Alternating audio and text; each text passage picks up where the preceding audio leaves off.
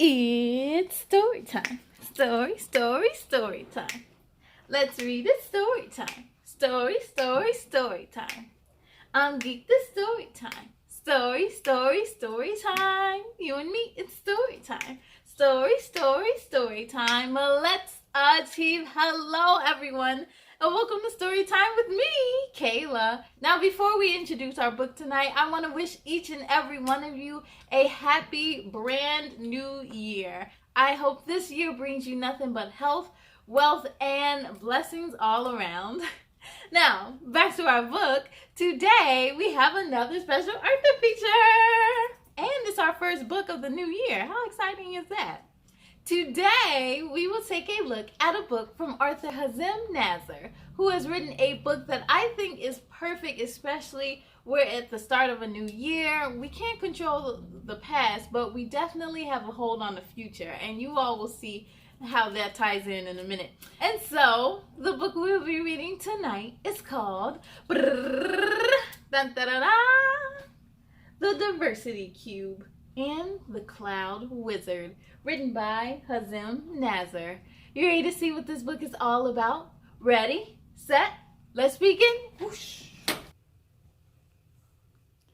The Diversity Cube and the Cloud Wizard, written and illustrated by Hazem Nassar. And my apologies, earlier in the video I mispronounced the author's name, so my apologies, please. Here we go. Long ago, in a land far, far away, there lived a group of squares. The squares were all different colors. They all had different names and spoke different languages. And yet, they lived together in peace. Ooh. The squares were a curious group. They wanted to learn more about their neighbors. And so it was that they often moved around, eager to get to know one another. Among these squares were a group of best friends. They called themselves the Bestest Six. There's Kadar, Clem, Shiro, Yoki, Azura, and Lali. That does sound like the Bestest Six. Although all of different colors, their curiosity made them alike. These six read more than any other squares and wanted to know about their land's history. The more they read, the more they appreciated their diversity. The Bestest Six decided to hold an annual festival to celebrate diversity, and they invited the other squares to join them. That sounds wonderful. A festival to celebrate diversity? Count me in, please. The festival began with the blowing of a whistle. At the sound, the squares started moving around to meet their friends of different colors. With each stop, they learned new things about each other. All day this went on, until at last, the whistle was blown again. In one voice, the squares shouted, "We are the Diversity Cube!" Yes. Look at that. All the different colors.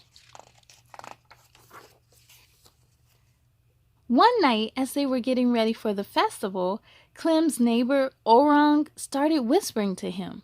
"Hey, Clem." "Yes, Orang?" "Do we have to do this festival thing? I never understood the point of it. Why do we have to mingle with the other colors? They look and sound funny. They're too loud. And besides, we're much smarter than they are." Clem was confused and concerned. "That's not nice, Orang. You wouldn't want anyone to talk like that about you."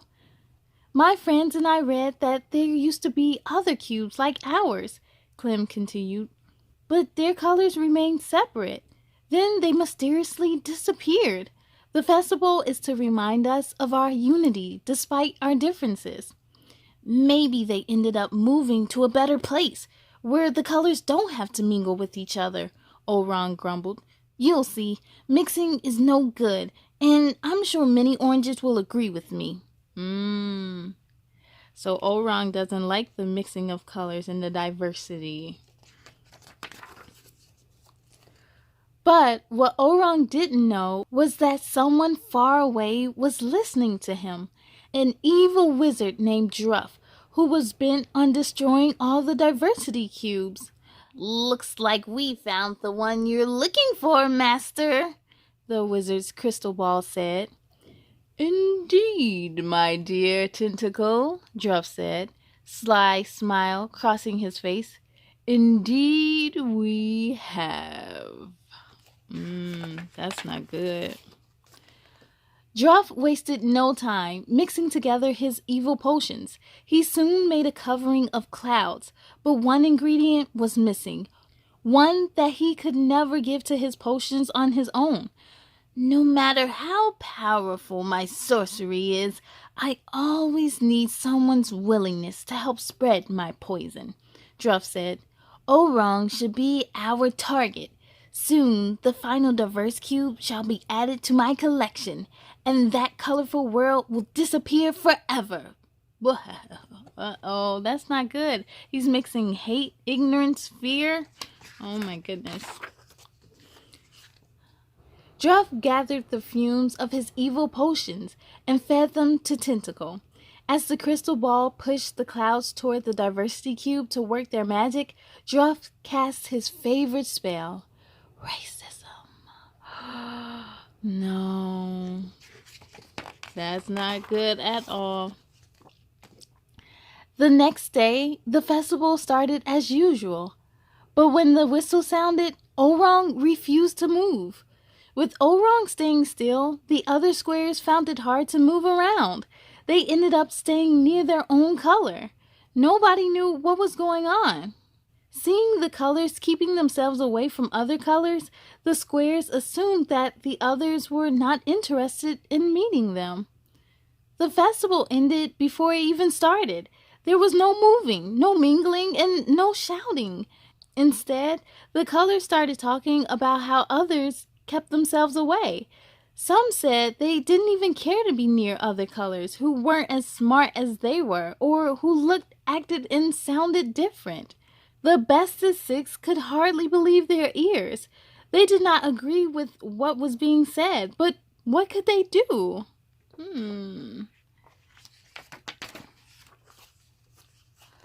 On the orange side of the cube, Orang repeated his claims that the other squares were not worth speaking to.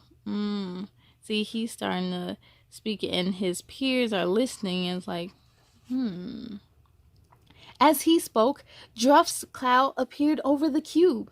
Suddenly, the other orange squares began to agree with Orang. The cloud swirled over the cube. It rained drops of evil over the oranges and formed walls around the squares. And then the cube froze. So it froze, so that means no one can change and mingle at all. Some squares tried moving again, but couldn't. Now they were more convinced than ever that it was the other squares doing. They did not want to meet and were keeping the cube from moving. Each group started claiming that their color was superior. They even started calling each other names. Oh, redsies. Don't say that. Bluezos. Stop, white souls. The cloud started raining again, but this time over the whole cube, forming walls similar to the ones around the orange squares. Only the bestest six were able to keep the evil emotions from getting to them. Oh, rain, stop. Green nose, that's not nice. No, yellow Z. Oh, And to think all that was from one cube, started all this hate and everything, caused the wizard to come and everything, just from one person's negativity. "My stomach is turning, Master Druff," Tentacle complained. "These six are annoying with their friendship and tolerance. How much longer before we bring them over here?" "Patience, Tentacle. They will soon forget about their friends and follow the others," Druff answered. But Druff had misspoken. Hearing the words friendship and tolerance woke something up inside the squares of his imprisoned cubes. These were words they have not heard since they were separated. They too had fallen prey to Druff's poisons. They had lost tolerance with each other and lost their unity. Now they were stirring. Ooh. is starting something. Those are two powerful words, friendship and tolerance. Very powerful. On the diversity cube, Yogi, Kadar, and Clem managed to sneak closer to each other. Clem told them about Orang's talk the other night. It seems like there's someone on each side who felt the same way, Kadar said. We need to get the colors talking to each other, Yoki said. We need to remind them what they like about each other. Together, the three came up with a plan. Each one of them needed to talk their color into communicating with other colors. When Clem moved back to speak to the oranges, Kadar snuck closer to Shiro to share the plan. Shiro, in turn, moved about to tell Azura and Lali. Ooh, see? They're coming together. They didn't let that evil stop them, which is excellent. The bestest six got right to work. We all have the same shape and are made of the same material. The difference in our color is what makes this cube a complete one. Think of how boring it would be not to experience new things. Think of all the things you're missing out on. Look at us when the cube is shuffled.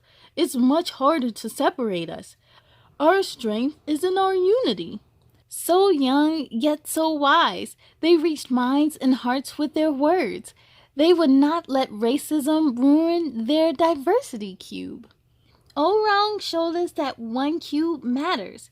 When he stopped moving, we froze. But any of us could do that. We are all equally important, and we have to work together. All over the cube, you'll find squares that share similar interests, different colors, but with different similar ideas. Some squares sing really well. Some have the best jokes. Some tell the best stories. They all learn from each other, and we're lucky to see the different styles of their skills.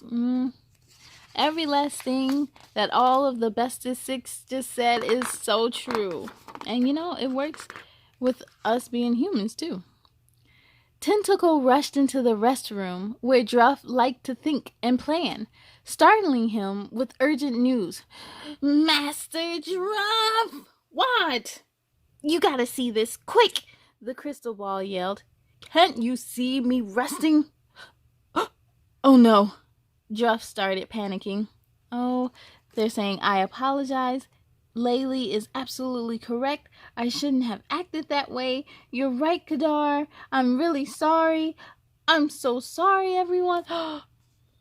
That's the big one.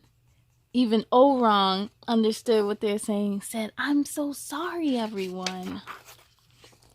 They're communicating. Oh, it stinks in here. Before Druff's eyes, the cloud changed in color. Fumes of understanding, empathy, kindness, friendship, and unity replaced Druff's evil fumes, forming a stronger cloud, the diversity cloud. The diversity cloud started raining over the cube, washing away the walls between the colors. The squares could move again.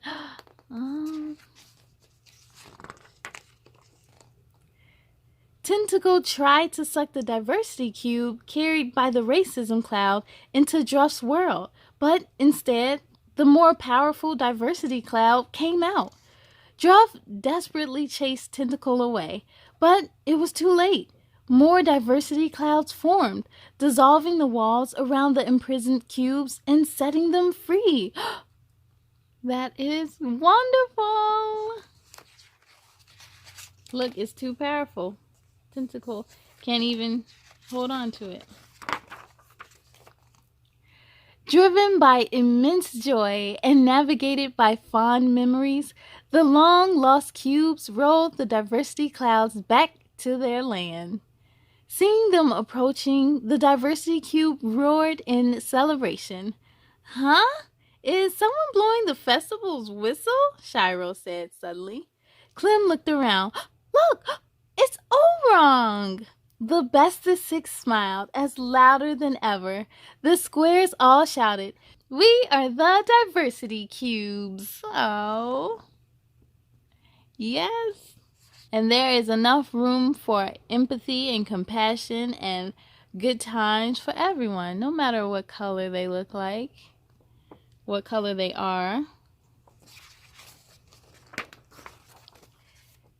The end. Or is it? Yes, K Crew! Do you see what can be done when we all stick together, no matter our differences? How much things can be accomplished? As we go into this new year, keep this message in mind for real. Now, I hope you enjoyed reading this book as much as I did. To find your copy of The Diversity Cube and the Cloud Wizard, make sure to head on over to his website, and you can also find this book on Amazon. And of course, be sure to follow on social media. A huge thank you to Hazem for this book. I can't even tell you how much it is needed, especially in today's world. I thank you all so much for joining me too, but it's time to sing goodbye. Are you ready? Here we go. Goodbye, goodbye, goodbye, goodbye, goodbye, goodbye, goodbye, goodbye, goodbye, my friends. Goodbye to you. I hope to see you again real soon. Be proud of all your work tonight. Now climb to bed and sleep real tight. On the count of 3, let's say goodnight. 1, 2,